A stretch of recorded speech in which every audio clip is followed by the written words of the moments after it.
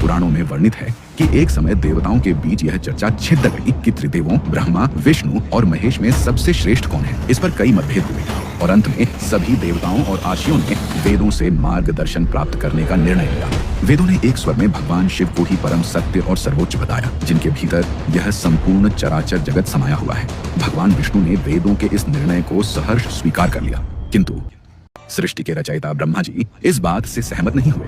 वे स्वयं को सर्वश्रेष्ठ मानकर अहंकार से भर गए। उन्होंने अपने पांचवें मुख से भगवान शिव के स्वरूप और उनके गणों की वेशभूषा का उपहास करते हुए अपमानजनक शब्द कहे। ब्रह्मा जी का यह अहंकारपूर्ण आचरण और शिव की निंदा सुनकर भगवान शिव अत्यंत क्रोधित हो उठे। उनका क्रोध इतना प्रचंड था कि उसे धारण करना पूरी सृष्टि के लिए कठिन था। अपने अपमान और ब्रह्मा के अहंकार को दंड देने के लिए भगवान शिव ने अपनी भौहों के मध्य से एक अत्यंत तेजस्वी, भयंकर और विकराल स्वरूप को प्रकट किया। यह स्वरूप साक्षात महाकाल जैसा था।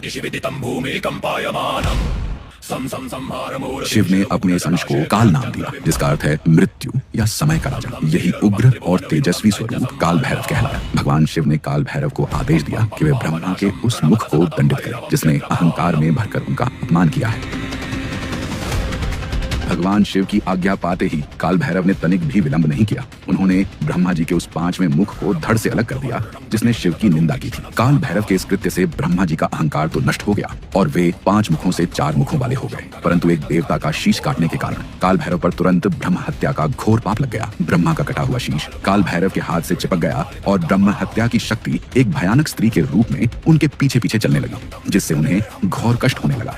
भगवान शिव ने काल भैरव को इस पाप से मुक्ति पाने के लिए तीनों लोगों का भ्रमण करने का आदेश दिया। वे दंड पानी के रूप में भटकते रहे, लेकिन किसी भी तीर्थ स्थान पर उन्हें शांति नहीं मिली, क्योंकि कपाल उनके हाथ से चिपका रहा और ब्रह्म हत्या उनके पीछे रही। अंत में भ्रमण करते हुए वे भगवान शिव की परम प्रिय नगरी काशी पहुंचे। जैसे ही काल भैरव ने काशी की सीमा में प्रवेश किया, उनके हाथ से वह कपाल छूटकर एक स्थान पर गिर गया और ब्रह्म हत्या की शक्ति वहीं पाताल लोक में विलीन हो गई। जिस स्थान पर कपाल गिरा वह स्थान कपाल मोचन तीर्थ कहलाया। इस प्रकार उन्हें ब्रह्म हत्या के पाप से मुक्ति मिली। तब भगवान शिव ने प्रसन्न होकर काल भैरव को वरदान दिया कि वे अब इसी काशी नगरी के अधिपति कोतवाल बनकर यही निवास करेंगे। यह भी कहा गया कि जो भी काशी में प्रवेश करेगा उसे पहले काल भैरव की आज्ञा लेनी होगी। तभी से काल भैरव को काशी का कोतवाल कहा जाता है, जो भक्तों के भय, पाप और संकटों को दूर करते हैं और धर्म तथा न्याय की रक्षा करते हैं। उनकी पूजा करने से व्यक्ति काल समय के भय से मुक्त हो जाता है।